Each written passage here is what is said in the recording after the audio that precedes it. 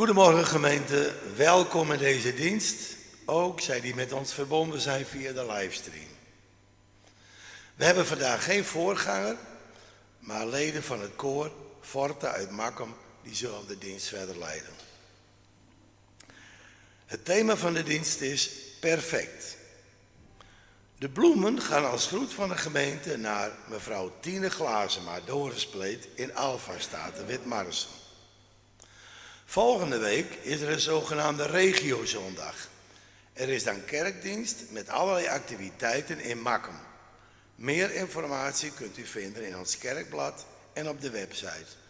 We hopen op een grote opkomst uit onze gemeente.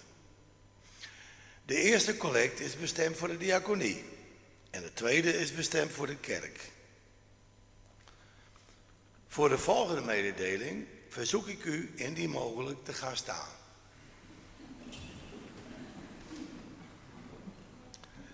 Gisteren, 15 juni, is onverwacht overleden ons gemeentelid Ale Herman Westerbeek in de leeftijd van 52 jaar. Ale woonde in de Oude Kerkstraat 6 te Arem. Wij wensen zijn familie Gods zegenrijke steun en troost toe bij het verwerken van dit verlies. Op woensdagochtend 10 uur is er in Britsum in de Hoekstien een rouwdienst. Ale zal ook hier begraven worden. U mag weer gaan zitten. Ons openingslied is Heer, wijs mij uw weg. Wij zingen dit indien mogelijk staande. Dan wensen we u gezegende dienst toe.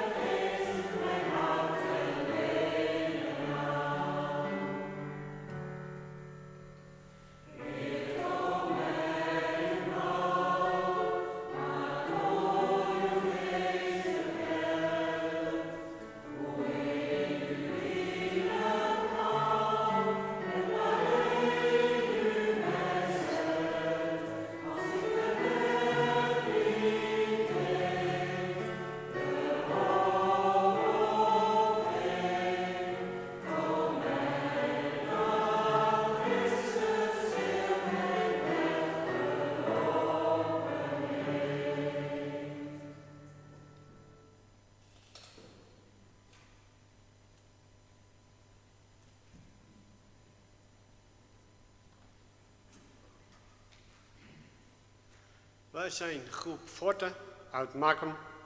We staan onder begeleiding van Anna Bonnema uit Harlingen. Vandaag verzorgen wij de volledige dienst voor jullie.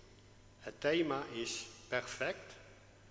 Voor dit thema gebruiken we een deel van de tweede brief van de apostel Paulus aan de gemeente van Korinthe. Imperfect zijn is kwetsbaar zijn. Je imperfect voelen laat je kwetsbaar voelen. Laten we eerlijk zijn. We zijn toch kwetsbaar? Lang niet alles in ons leven gaat goed of voorspoedig. Soms lukt het niet om alle ballen in de lucht te houden. En waarom zou dat moeten? Waarom durven we niet kwetsbaar te zijn naar de mensen om ons heen? Wat zou God van ons vragen? Vandaag willen wij u meenemen. Imperfect voelen hoeft niet imperfect te zijn. Je kunt juist dan perfect zijn. We worden niet graag aan onze kwetsbaarheid herinnerd. Wie kwetsbaar is, heeft het vaak moeilijk.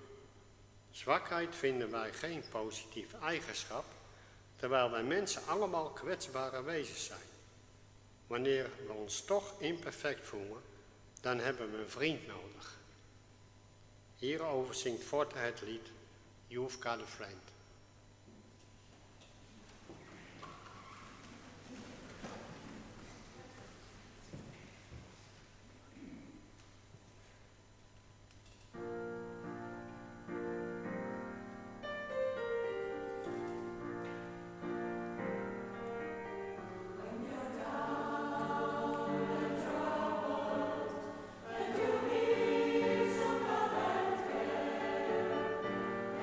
Nothing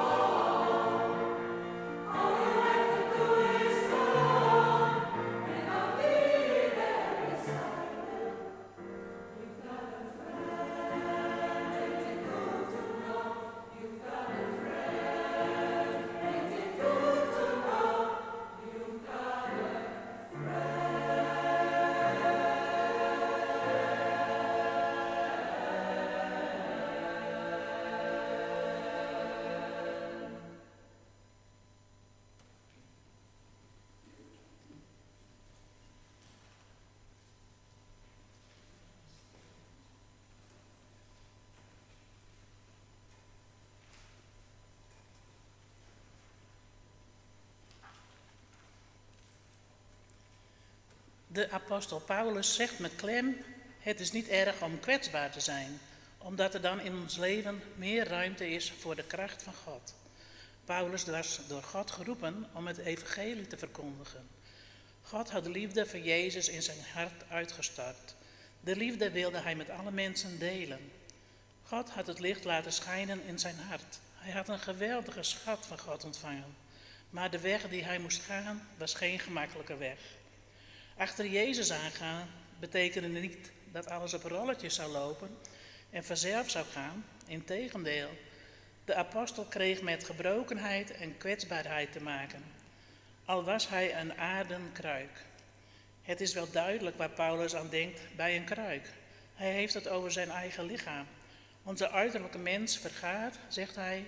Paulus ondergaat de kwetsbaarheid in zijn eigen lichaam. Paulus heeft veel tegenstanders gehad. Mensen die zijn woorden verdraaiden en veel kritiek hadden op de boodschap die hij bracht. Paulus dacht, ik ben zo'n aarden vat. Een vat waar allerlei scheuren en barsten in zitten. God had hem gewaarschuwd. Je bent voor mij een uitverkoren vat. Zoals gezegd ging Paulus een hobbelige weg tegemoet. Ook zijn leven was een weg van zoeken. We zingen nu gezamenlijk, leven is een weg van zoeken.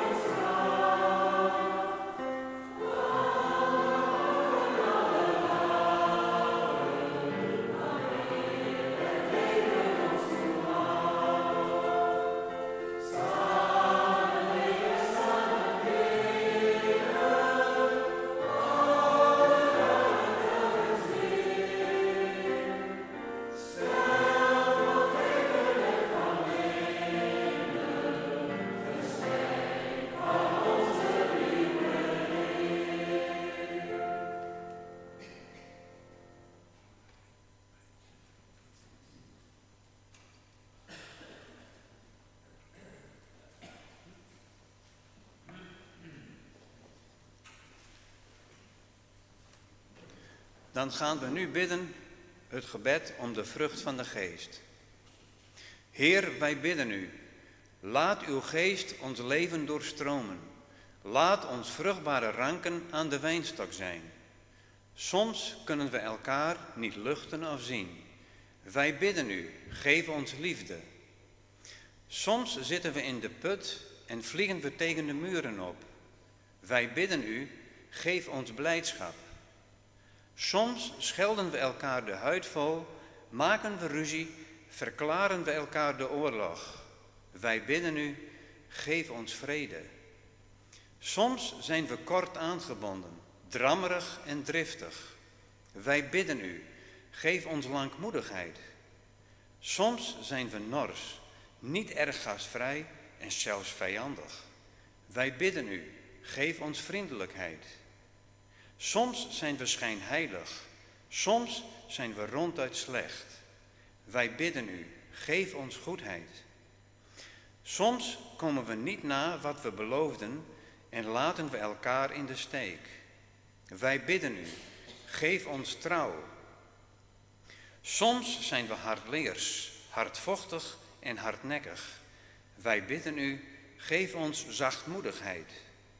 Soms zijn we grenzeloos onvoorzichtig en hebben we onszelf niet meer in de hand.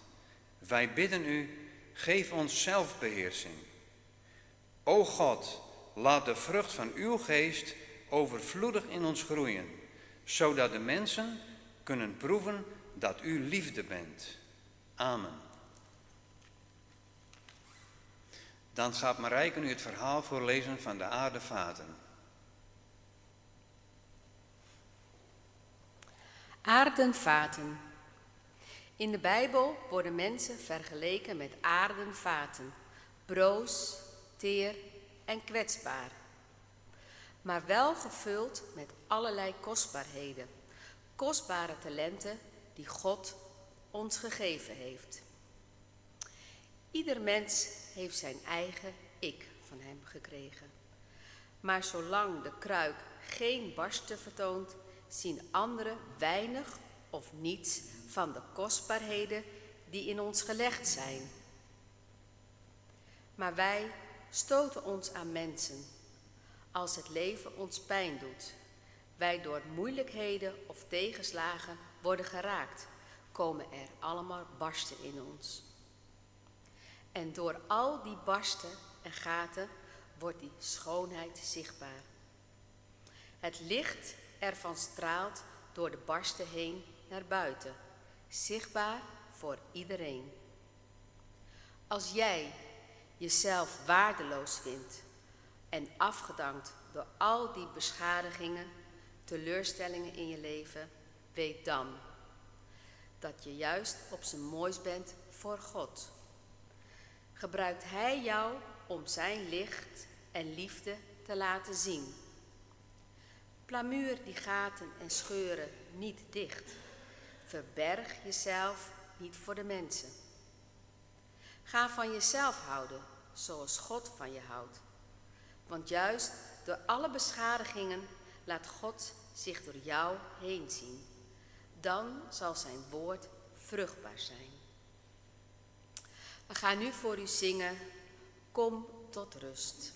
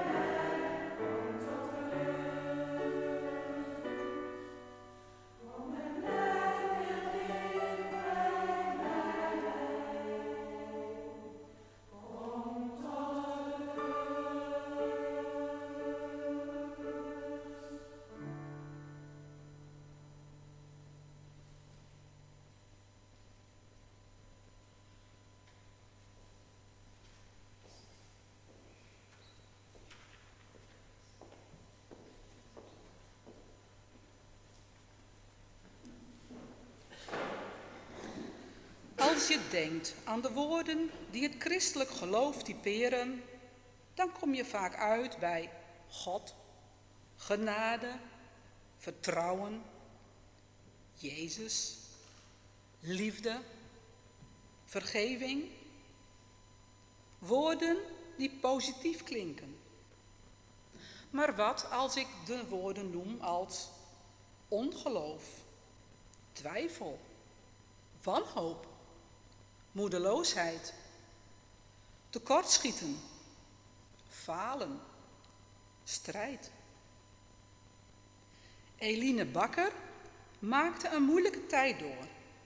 Als moeder, echtgenote, vrouw en ook als christen.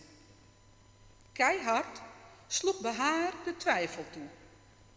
Bestaat u wel echt, God? Wat zij in haar strijd ontdekt heeft, is dat er ruimte is bij God voor deze vragen. Zij kwam erachter dat geloof en twijfel soms hand in hand gaan. Vanuit deze ervaring schreef ze het lied Je mag ook verliezen. Ook jij zult moeilijke periodes in je leven kennen. Misschien lijkt van de buitenkant je leven wel mooi. Of er overkomt je wel eens wat, maar je straalt iets uit van niet klagen, maar dragen. Maar je moest eens weten, denk je dan, hoe ik twijfel aan God. Waar is Hij in die ellende? Waarom ging dit of dat mis in mijn leven? Waarom ben ik ziek? Waarom moest ik diegene verliezen? Of zijn er woorden over je uitgesproken die je diep gekwetst hebben? Misschien wordt er juist vanuit de kerk wel iets van je verwacht dat je niet waar kunt maken. Nou, hoe zit het dan met uw leiding in mijn leven, God? Vroeg Eline zich af. Als andere mensen, ja andere christenen, zo met mij omgaan, dan klopt er volgens mij iets niet. Haar twijfel. Wat als ik breek? Wat als ik faal? Tja, weet je wat God dan zegt? Kom maar bij mij. God zegt het niet voor niets tegen ons. Heb mij lief boven alles. Dat is wat ertoe doet. Leven in verbondenheid met God, leven vanuit je relatie met God, geeft vrijheid. Dan weet je je geaccepteerd en gewaardeerd door die grote God die ook jou gemaakt heeft. We verwachten soms zoveel van elkaar. Maar weet je, je mag ook verliezen. Je hoeft niet altijd sterk te zijn. Er is ruimte bij God voor je vragen, je twijfel, je falen. Je hoeft geen prestatie te leveren, niet eerst goed genoeg te zijn. God zegt heel simpel, laat het maar los en kom maar bij mij. We luisteren nu naar het lied Je mag ook verliezen van Eline Bakker.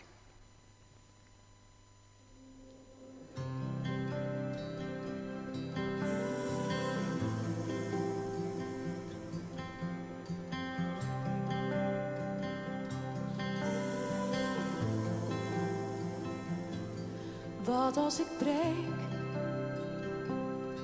Wat als ik niet kan zijn wat jij van mij verwacht? Wat als ik niet in het perfecte plaatje pas? Mag ik er dan zijn? Wat als ik faal? Wat als ik niet meer waarmaak waar ik ooit voor stond? Waar ik op hoopte ligt in scherven op de grond. Mag ik er dan zijn? Je mag ook verliezen. Je mag ook verliezen. Jij hoeft niet altijd maar sterk te zijn. Zo hard gestreden, gesmeekt en gebeden. Laat het maar los nu en kom maar bij mij. Ben ik genoeg? Ook als ik nooit meer het succesverhaal zou zijn. Wat als de pijn in mij een leven lang niet sluit? Is het dan goed? En mag ik nog mee? Als ik niet snel genoeg de antwoorden meer weet. Kan ik nog held zijn als de moed me steeds ontbreekt? Is dat oké? Je mag ook verliezen. Je mag ook verliezen. Jij hoeft niet altijd maar sterk te zijn. Zo hard gestreden, gesmeekt en gebeden. Laat het maar los nu en kom naar bij mij. Hier is een plek voor dwalers en falers. Hier is een plek voor als het mislukt. Kom als je moe bent, verward en verslagen. Hier is een plek.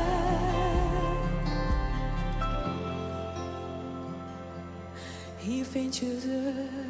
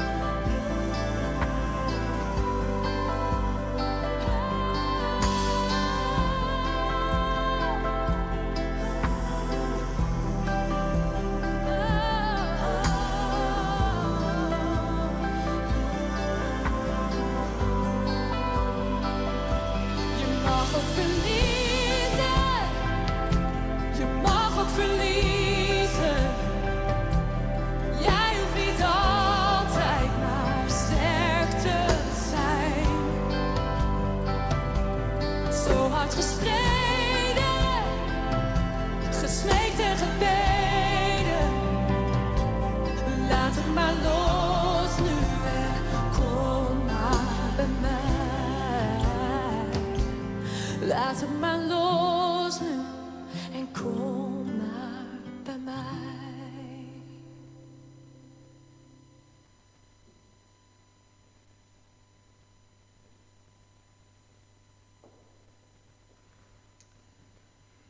Paulus heeft veel teweeggebracht. Sinds zijn verkondiging is er veel veranderd. Hij heeft een steen verlegd en de rivier zal voortaan anders stromen. Forte zingt voor jullie De Steen. En na dit lied zingen we gezamenlijk couplet 1 en 9 van Psalm 139 als schriftlezing.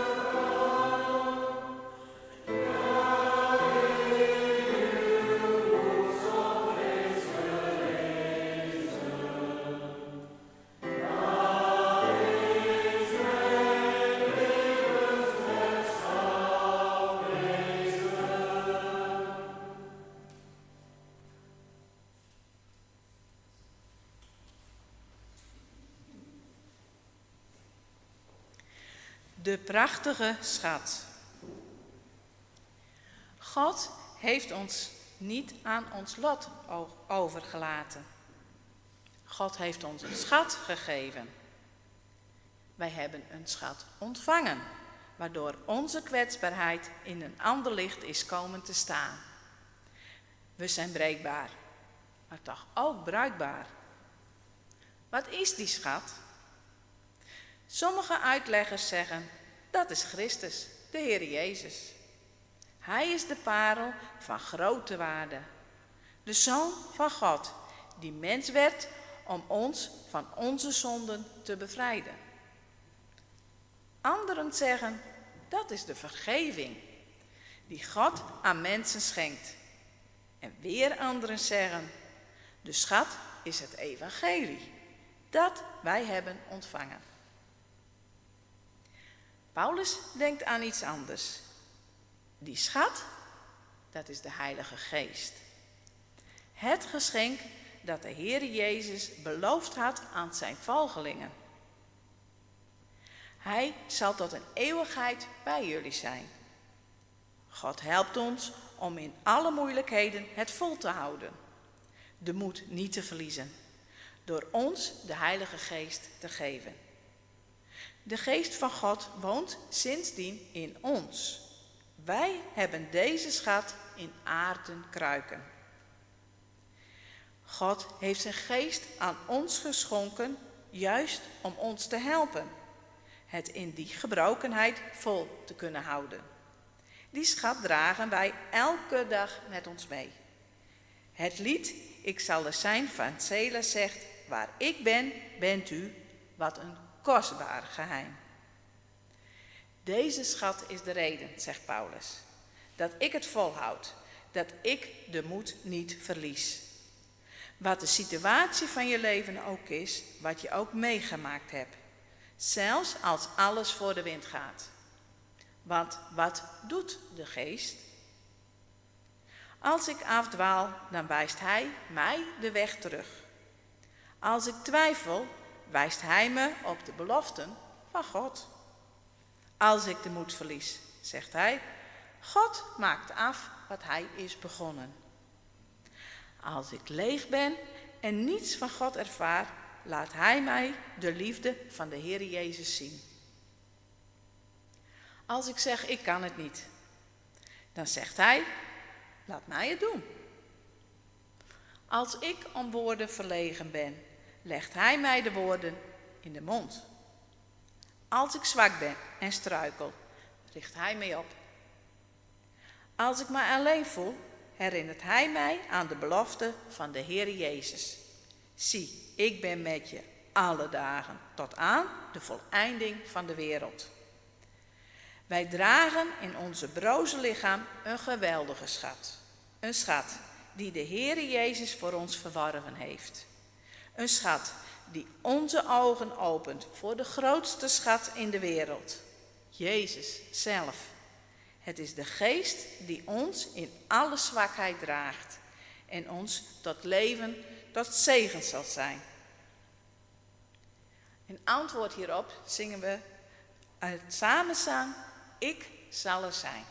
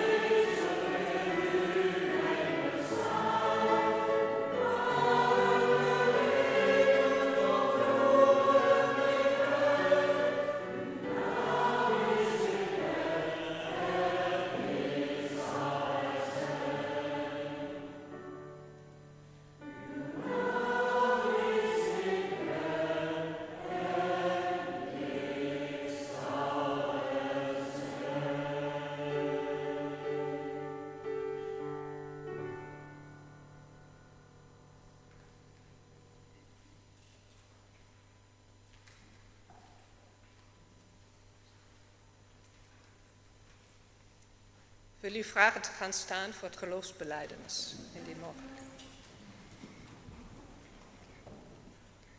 Ik geloof in de geest van God en in zijn 7 gaven, die ons wijsheid schenkt om dankbaar te zijn voor de vrije wil van mensen. Ik geloof in de geest van God, die inzicht schenkt om in te zien dat elk mens zichzelf mag zijn. Ik geloof in de geest van God, die ons bijstaat met zijn raad, opdat wij anderen kunnen helpen.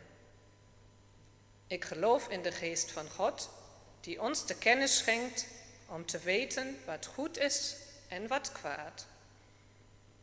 Ik geloof in de geest van God, want wij hebben zijn eerbied nodig om de medemens te respecteren. Ik geloof in de geest van God, want wij hebben zijn geloof nodig om oprecht christen te blijven. Ik geloof in de geest van God, omdat hij ons zijn gaven en inspiratie geeft om de weg te gaan die leidt tot eeuwig leven. Amen. Forte zingt voor jullie, u bent er telkens weer. We gaan zitten.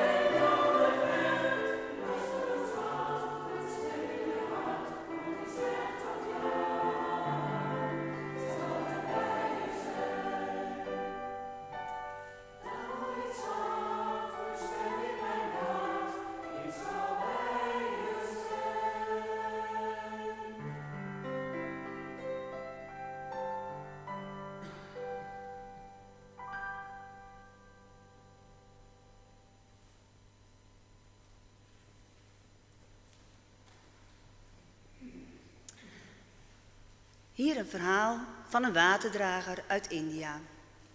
Hij had een juk met 2 grote emmers. Eén van de emmers had een barst. De andere emmer was helemaal gaaf. Elke dag moest hij voor zijn meester water halen uit de rivier.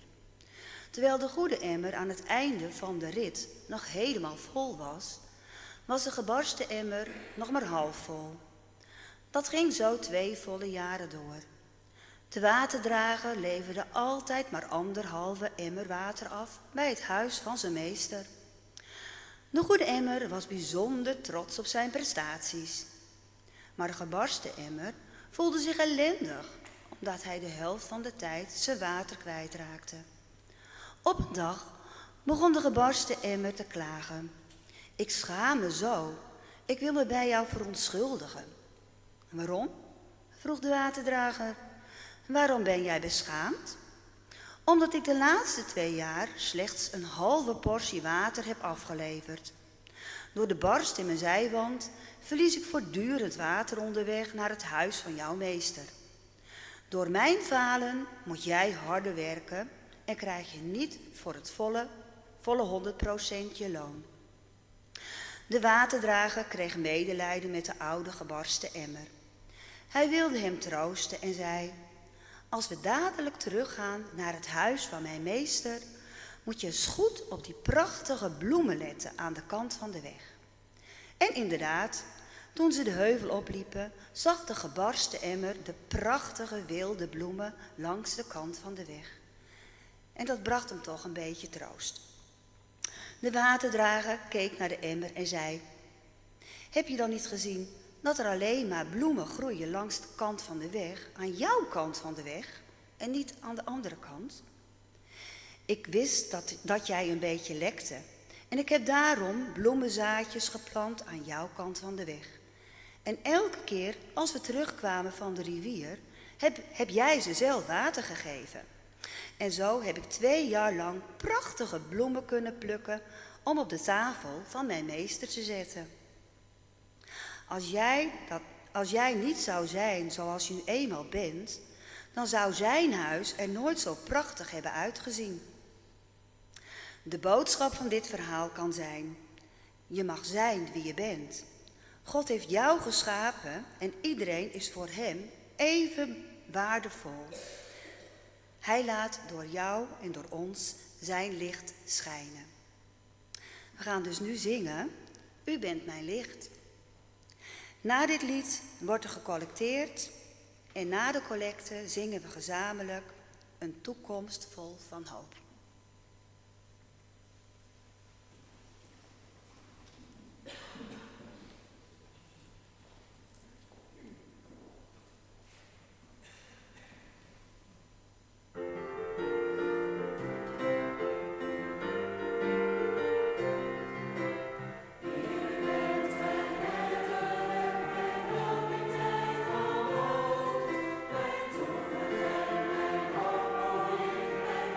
Mijn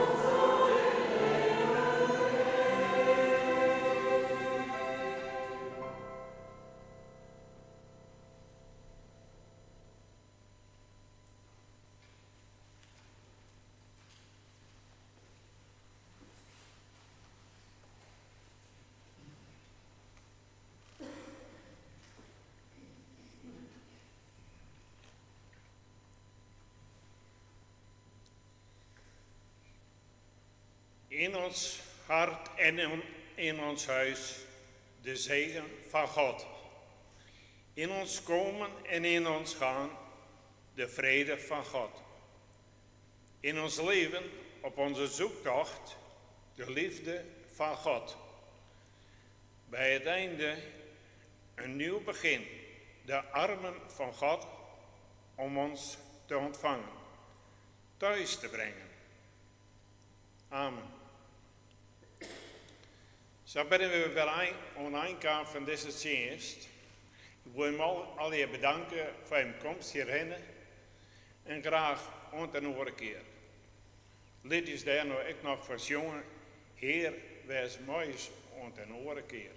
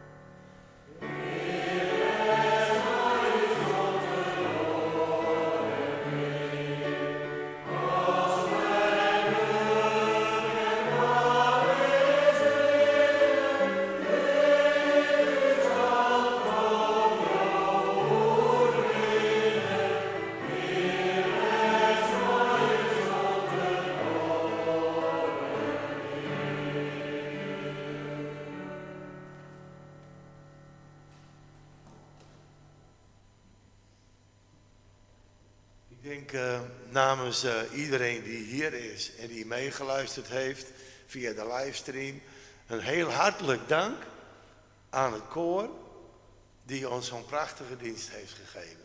Een luid applaus.